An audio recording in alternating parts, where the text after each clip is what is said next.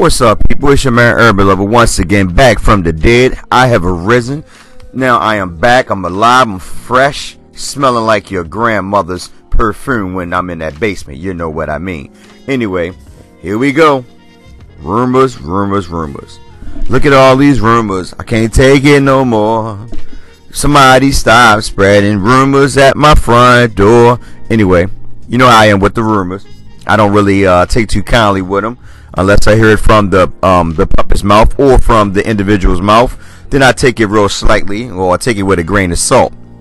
But we're talking about Magic Johnson here, the same guy who stated, the previous season, the season just passed, that the Lakers are looking to trade some of the young players, which led to the Lakers losing 9 straight games that actually killed the morale of the young players.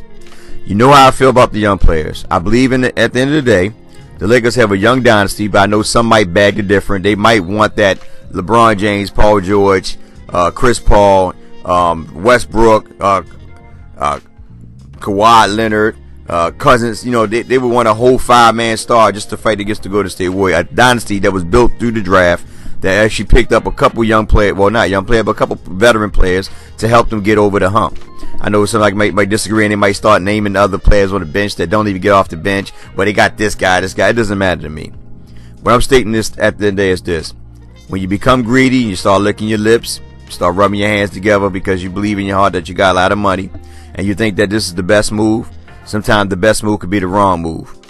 Sometimes just adding one superstar to a talented young team that's on the rise will be your best move, period. And the reason why I say this is because you seen last year how the young core played together with the addition of Josh Hart and Kyle Kuzma, how Julius Randle started coming along. You cannot sit there and tell me that with just one superstar we can make a difference. Look at Cleveland right now. It's just LeBron James. He has Kevin Love, who once was a superstar, if that's what you want to call it, ain't doing anything. It's just all LeBron James. And, at the end of the day, they ran to a team with a bunch of rookies, a veteran player, a couple of veteran players, but not really, no superstars really. You probably got one star with Horford, and that's about it. And look what Boston is doing right now to them. They're up 2-0. They played the Toronto Raptors, a team well designed, much better players, and they swept them. So then we can look at OKC where you had the 3 guys down there. I know people say, well, Paul George ain't want to play and all this. Right? That's excuses to me. But you look at Paul George and them. Like I stated, at the end of the day, you can go ahead and try to build your team through the free agency. That doesn't always work. It doesn't always work putting 4 superstars together. We can go back to Shaq, Karl Malone, Gary Payton. You look at that. And Kobe. So sometimes, like I said, sometimes all you need is just one additional player to help continue to build this youth towards the right direction. Then you got to look at the coach as well. And this is the only reason why I say, and I'm going to bring that out, another video out. The only reason why I say, LeBron would probably fit this team better, even though I think him and Lonzo Ball couldn't coexist. But LeBron is a better mentor than Paul George. Not stating that I don't want Paul George. Make sure you hear that clearly. But at the end of the day, I think LeBron would be better fit only because of Luke Walton. Because Luke Walton is still a young coach who's still learning. He got a lot of learning to do as well. It's not just on the players, it's on the coach also. Like I said, with the time management and the rotation. Yeah, we won 9 extra games this year. This past year, well, this year right here. The only big difference is that we got much better players. Some players that came in during their rookie year are actually playing much better. The player that was here 4 years ago is playing much better. So there was a lot of key factors in the reason why we won 9 games. It wasn't just because, you can say, well, Luke did a good job. I'm not going to knock Luke, what I mean? But at the end of the day, we had better players who wouldn't mind playing in a better system. But like I said, everything goes hand in hand. My biggest problem right now is that I'm hoping the Lakers do not make a move and trade some of these young players away just for Kawhi Leonard. That's the only person I can really see them actually talking about when they stated that the Lakers, none of the young players are untouchable. They're telling the teams that they'll listen to what they got to say. But if something sound good, they were willing to trade away one of their young core players, even Brandon Ingram. See, that's my only problem, man. Like right now, why would you trade your players away? Listen, LeBron James is a free agent. Paul George is a free agent. Westbrook is basically a free agent. DeMarcus Cousins is a free agent. You got Klay Thompson, and Kawhi Leonard next year that are free agents. What's the point of trading away your young player, your young core players? Lou Aldain is still sitting here making all this free money, and you tell me to trade away your young players to build a superstar team to play against the Golden State Warriors instead of waiting it out and just building a dynasty right before your eyes and adding 1 or 2 pieces there to continue in that dynasty. The players you're going to get 9 times out of 10, they probably stay no more than 3 years max. You probably get one that probably stay 4. But in actuality, I say no longer than probably 3 or 4 years. Where you got young players who can be here for probably until they retire, if you treat them right. But when you start throwing stuff around there, we're going to listen to what other teams got to say.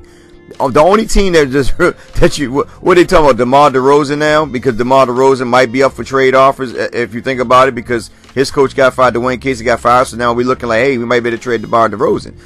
Me personally, like I said before, I say again, I love the young core. I like what I see in the young core. It's exciting to me. I don't mind us every year trying to fight to get to the playoff. Every year getting better. I don't mind that. But everybody should be held accountable. From the front office to the coach, even to the players. Not just on the players. Well, we know we need better players in order to get to the playoff. It's not always about that. Sometimes you need better coaching. Prime example, Dwayne Casey got outcoached by LeBron James. Not Tyronn Lue, but LeBron James. Prime example. That's why he shouldn't win Coach of the Year. It should go to Brad Stevens. Is it Stevens? Yeah, I think it's Brad Stevens. I think that's his name. Brad Stevens is a prime example of a good coach. If you look at it, he has nobody, and he's putting pressure on all these top playing teams. So look at that, for example. That's why I told y'all before, when everybody was so hyped about Isaiah Thompson, I said, no. I said, look at the coach. The coach is what makes that team good. You know what I'm saying? Isaiah Thomas was a person that used to come off the bench from Sacramento Kings.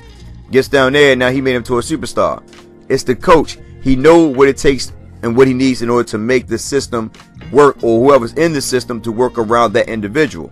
That's the same thing what you're seeing now. He changed up his system according to what works for his team. That's what I was saying before about Luke Walton. Luke Walton needed to change up his system and make it work towards what he got on his roster. You can't run the Golden State Warrior roster if you ain't got the personnel. You have to run something a little different. It took him a minute to realize that when Julius Randle finally starting.